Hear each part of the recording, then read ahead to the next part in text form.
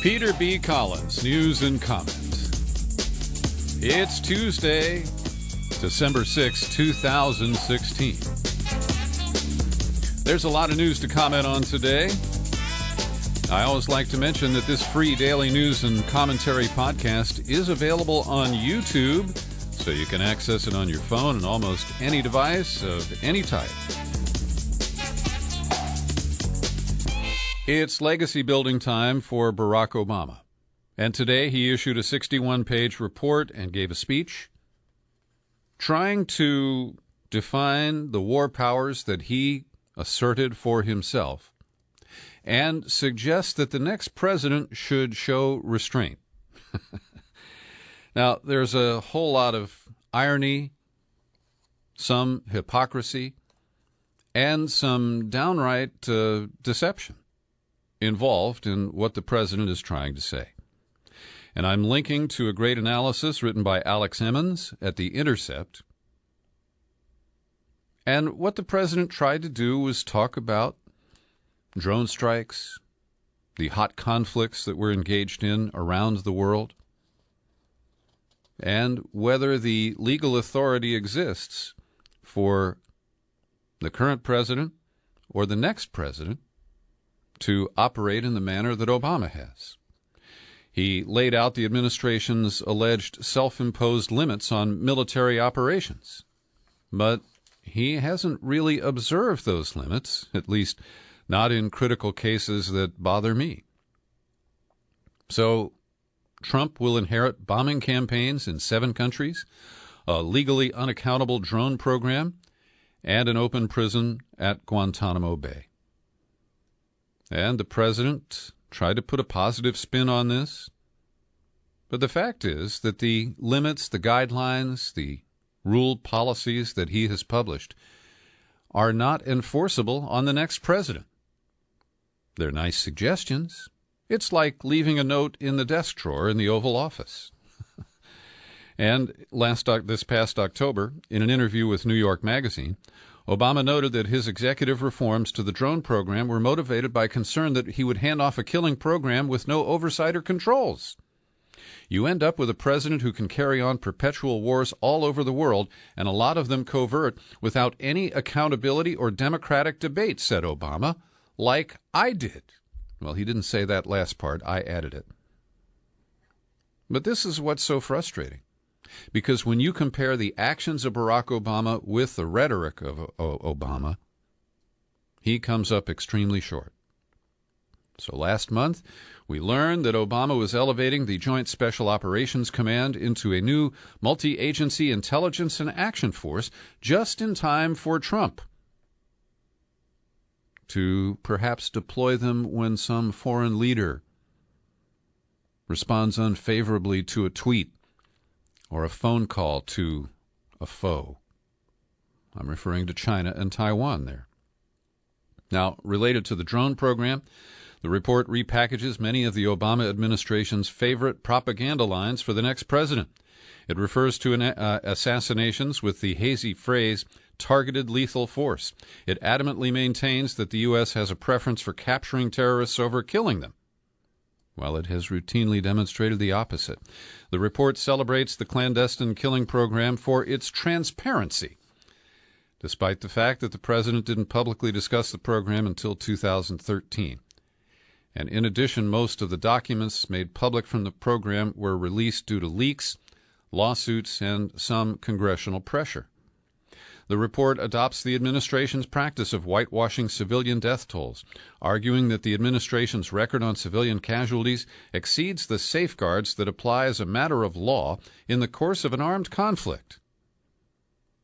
Now, earlier this summer, the administration released ludicrously low estimates of the number of civilians killed by drones in Pakistan, Yemen, and Somalia, claiming that we had killed between 64 and 116 civilians, while independent estimates say the number could be as high as 9 times those numbers.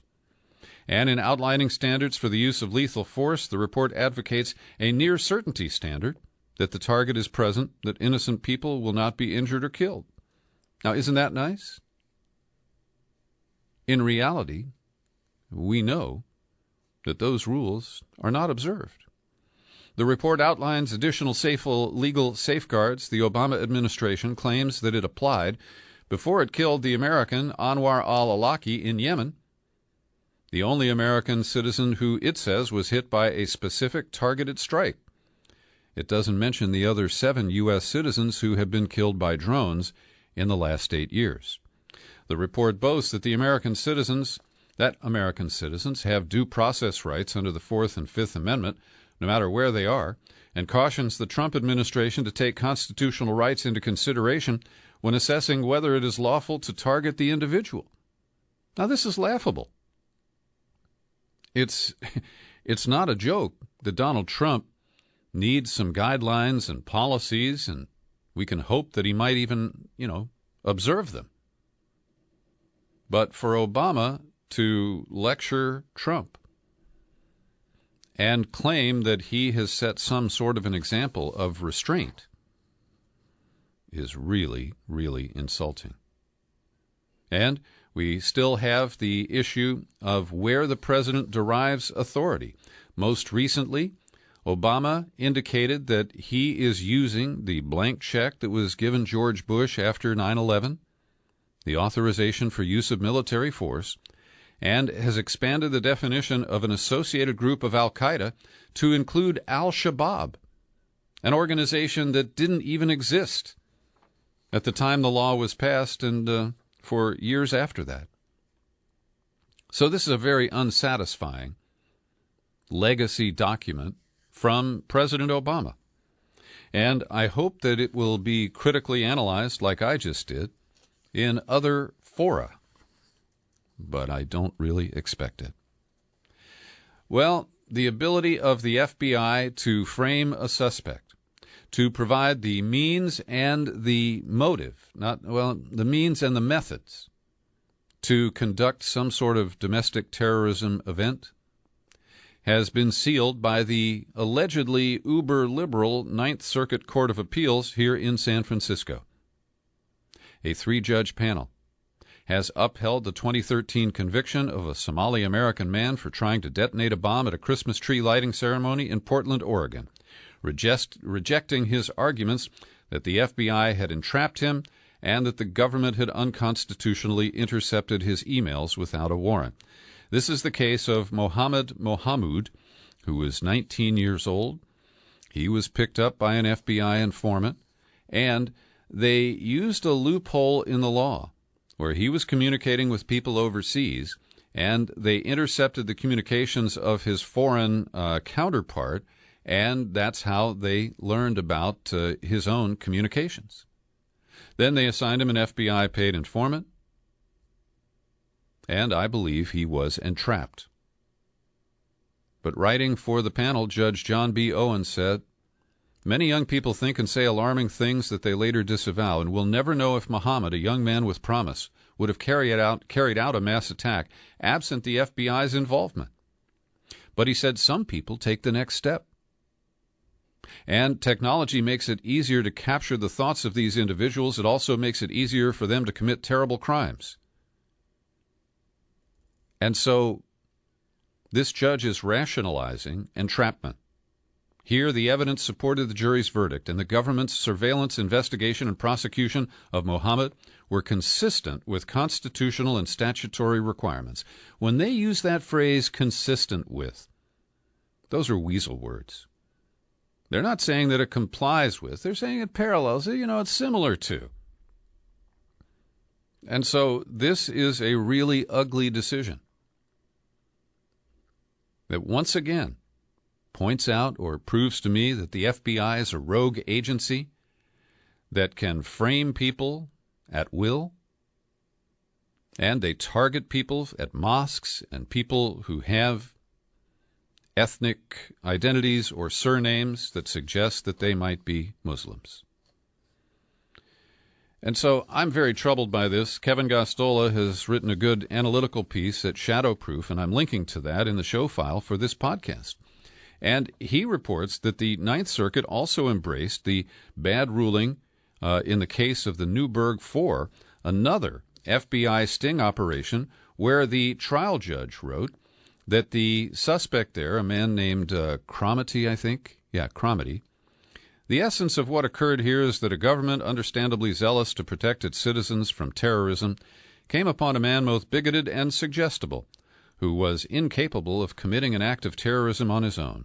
I suspect that real terrorists would not have bothered themselves with a person who was so utterly inept. Only the government could have made a terrorist out of Mr. Cromity, whose buffoonery is positively Shakespearean in scope. And so what we're seeing is the courts continue to rubber stamp or embrace the unconstitutional actions of the FBI and federal prosecutors. And in this case, Gostola points out that the judge, in the quote that I read a little earlier, named three people, Charles Whitman, Timothy McVeigh, and James Holmes, as people who had acted on these kinds of impulses. Problem is, not one of them is Muslim. These are white maniacs who committed terrible crimes. And to claim that there is some comparability between those violent acts and the frame-up of a 19-year-old kid in Portland is just nonsensical. Gostola writes, the fact that the Ninth Circuit selected three white mass murderers to make this statement doesn't make it less alarming. The Ninth is co-signing a dangerous concept of radicalization among law enforcement, which is that the adoption of radical beliefs is some kind of first step toward committing terrorism.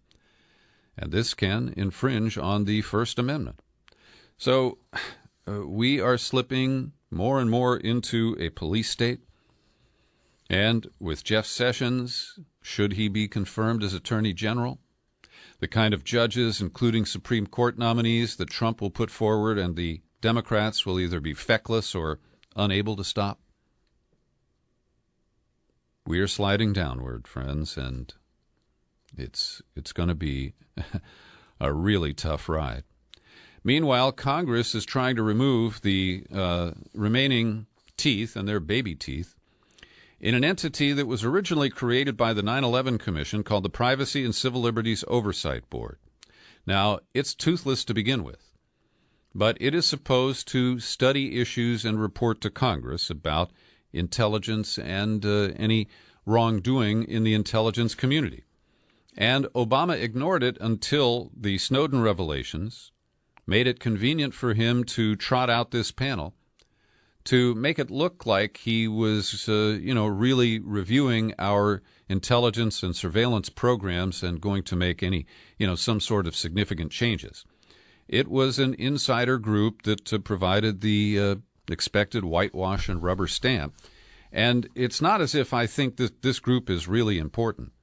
But what we're seeing is that Congress is once again snuffing out the life of an entity that had little hope of really challenging the hard-line imposition of domestic surveillance against the Constitution in this country.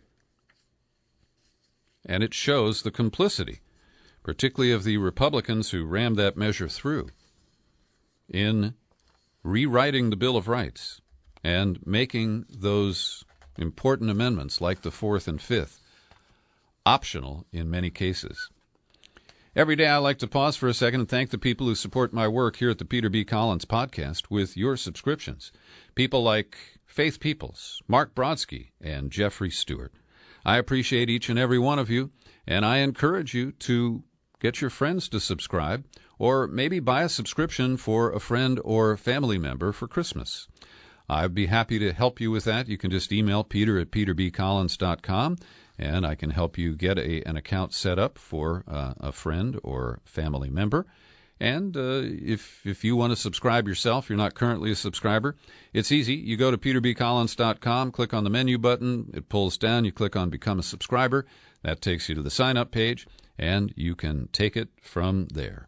German Chancellor Angela Merkel, who's been fairly progressive and compassionate about the wave of immigrants and refugees that Germany has welcomed in the last couple of years, is gearing up for re-election and I think looking over her shoulder at the right-wingers in Germany. And so she has proposed a partial ban on the face veil and on the burqa. These, of course, are the garments that Muslim women wear to who are extremely conservative or strict in their interpretation of Islam. And while I do understand the cultural issues here, I think that it's really unfair to single out Muslims for this kind of special attention.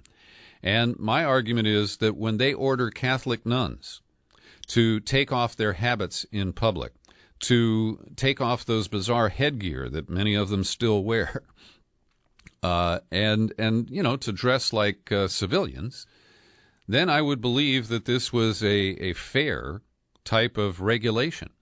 But if it's targeted only at people who practice Islam, well, I'm extremely uncomfortable with that. Today, I'm releasing a new in-depth interview to subscribers at peterbcollins.com. My guest is the author of an interesting new book called The Coyote's Bicycle. His name is Kimball Taylor.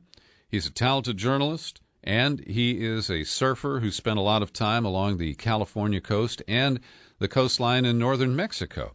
And he did not consider himself interested in or an expert about immigration when he was assigned to a story in Tijuana, and he discovered that there were hundreds, and it became thousands, of abandoned bicycles. And what he learned is that coyotes discovered that they could use bicycles to evade the high-tech surveillance and control systems that are set up along the high-traffic area of the American-Mexican border near San Diego. Here's an excerpt from my conversation with author Kimball Taylor. Border, or the debate about the border, all of the issues come down to immigration and drug traffic. But I would say that is actually a smokescreen. The biggest issue on the border is trade. Mexico, depending on how you measure it, is either our second or third largest trading partner, and so much freight, trains, semi-trucks is moved across that border that to monitor it in the way that we would really need to is almost impossible at this point. And so there's this illusion when people are crossing in the ports of entry of massive security, when in fact the freight that's moving across isn't held to that same standard. So there's a lot of illusion going on in our border security complex. So concentrating on the border itself and what kind of barriers and how many enforcement agents we have is actually the last thing we should be doing. My interview with Kimball Taylor is available for subscribers today at peterbcollins.com, at iTunes, TuneIn, Spreaker, Stitcher, wherever you find the PBC podcast. And speaking of immigration, Lee Fung has put out a new report at The Intercept about the contractors, currently military and surveillance and some homeland security contractors, who are telling the analysts from the investor community that they're expecting big profits from Donald Trump's immigration policies. Here's a quote from Tom Mutrin, Chief Financial Officer of CACI, Khaki International. They're the ones who are still being sued over their management of the Abu Ghraib prison in Iraq. But the Chief Financial Officer, Tom Mutrin, said, yes, Khaki can provide the government with a better system to track people in the United States, an IT system where there's a more robust visibility into people who are living in the U.S., as well as border security systems. Then you've got Unisys that has a facial recognition system that was rolled out in a pilot program at the Dulles Airport in Virginia earlier this year, and they're planning to extend that to JFK Airport in New York City. And if you've recently come back into the United States from an international trip, you may notice they have these kiosks set up to allow you to have a fresh picture taken. It's just a free photo. But what that does is it compares your existing file photo in your passport file with the latest photo to see if you've gotten glasses or grown a beard or had your nose fixed or whatever. And it's just more part of the creeping surveillance in this country. And clearly, Trump and his allies are expecting to see a lot of profiteering in what comes in the next administration. Not a real surprise, but the South Carolina judge declared a mistrial yesterday in the Walter Scott murder case, and former Officer Michael Slager, the white cop who shot and killed him in April of 2015, was fortunate that it appears a single juror held out. He or she was so pro-cop that they couldn't, with good conscience, convict the officer. But to its credit, the prosecutor is planning to pursue a new trial against former Officer Slager. Well, tech giants are responding to pressure from the European Union to try to reduce the amount of what is considered to be extremist content on Twitter, Facebook, and other platforms. And while this may sound good, the details are quite devilish. Because if you decide to put code, they're planning to essentially put a watermark or what they call a hash, digital fingerprints onto files, so that if Facebook decides to block something, that Twitter will know that Facebook already reviewed it. But who defines extremist content? Where does it come from? Is it extremist if a white nationalist posts a comment? Or is it only extremist if it comes from the Islamic State or one of their allies? And this is the slippery slope that moves me into the libertarian zone, because I don't believe that there should be any limits on our expression. And I think it's up to individuals to reject messages that they find unpalatable. But the idea that we can come up with a human system or an algorithmic system that will only delete or filter out the extremist messages that are truly bona fide extremist messages, well, I've got a big problem with that. As you know, Wells Fargo got in a lot of heat, and its CEO, John Stumpf, had to resign because the high-pressure sales tactics they imposed on their bank employees caused them to open accounts for people who didn't authorize them. Now, this is clearly criminal behavior. It's fraud. And yet the bank is clinging to language in its agreements with customers. And so let's use me as an example. I have a checking account at Wells Fargo. Now, I have no knowledge that somebody opened up an extra account for me. But if they had, Wells Fargo claims that the language in my agreement around my checking account limits me to pursuing arbitration in my dispute with the bank over its illegal behavior in opening an account that a customer didn't ask for. And a customer from, Utah, Jennifer Zeleny, said that this is an issue of identity theft. My identity was used so employees could meet sales goals. This is something that needs to be litigated in a public forum. Now, Wells Fargo's been running TV commercials and full-page ads talking about how they want to win back customer trust. But by slamming customers with an arbitration clause that, to me, does not apply to these specific cases, well, that's really beyond the pale. But one case seeking class action lawsuits here in California, a federal judge ruled that it was not wholly groundless that customers could be forced to arbitrate over accounts they had never agreed to. And that case has been settled, or is in the process of being settled.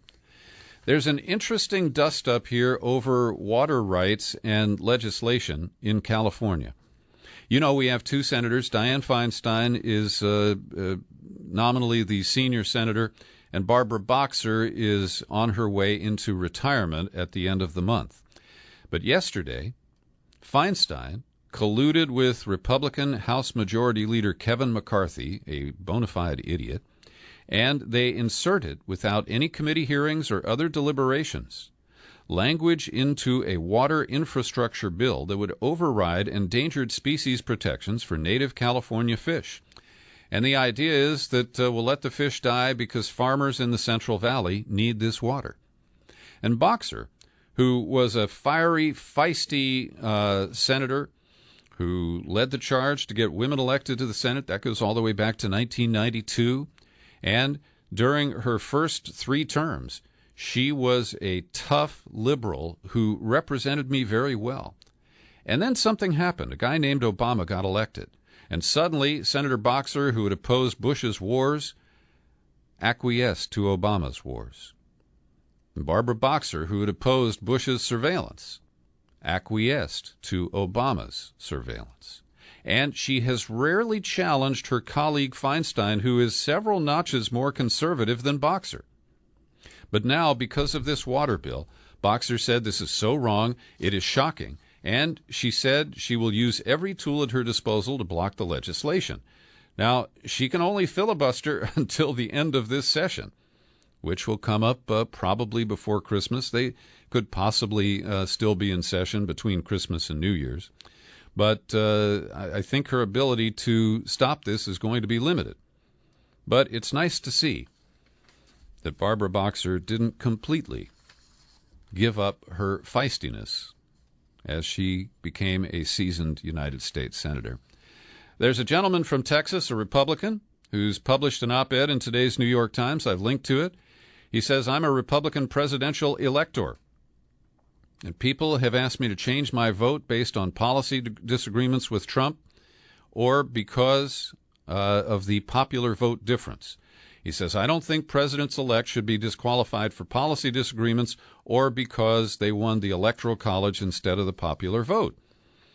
However, he said, I am now asked to cast a vote for someone who shows daily that he is not qualified for the office. And you can read his piece. He is very clear that a guy who spends time tweeting criticism of Saturday Night Live and the other antics that he has offered us doesn't deserve to be president. And I think it's a pretty persuasive argument. But can enough electors be persuaded to defect? At this point, I think the answer is probably no. A blistering editorial from today's New York Times headlined, Why Does Donald Trump Lie About Voter Fraud? And this really crosses a line for the gray lady. They use the word lie 3 or 4 times in this piece. And they talk about the way that Mike Pence and Paul Ryan have danced around the questions that they get, where they just they don't try to prove or disprove the lunacy that Trump offers. But Reince Priebus, who is the chairman of the Republican Committee and Trump's pick for chief of staff, said on CBS, no one really knows if millions of people voted illegally. It's possible, he said. And the Times gets really snarky here. It's equally true that no one really knows for sure that Reince Priebus wasn't snatched away and replaced with a doppelganger hatched by aliens. It's possible, isn't it? That's pretty interesting. Megyn Kelly, the Fox News anchor who's been a target of Donald Trump since she asked some tough questions during the primaries, well, she went public and named Dan Scavino, who is Trump's social media director, for stirring hatred against her. And in a book, she's got a book out where she tells some of the back channel events and the behind-the-scenes sexual harassment at Fox, coming from the former chairman there, Roger Ailes. She said that there's a far corner of the internet that really enjoys nastiness and threats, and unfortunately there's a man who works for Donald Trump whose job it is to stir these people up, and that man needs to stop doing that. His name is Dan Scavino. And Kelly went on to say, I've been under armed guard for 16 months. My children have been under armed guard, and it's not an appropriate price to pay for hard-hitting journalism. Al Gore met with Trump yesterday and came out mouthing nice things about the Donald. Hard to imagine that Trump actually listened to him. The meeting was set up between Gore and Ivanka, and Gore said he was surprised that Trump joined for the entire meeting, and he made polite comments that they searched for common ground. Yeah. And finally today, the weirdness from Trump continues as his early morning tweet storm today is about the cost of a new Air Force One.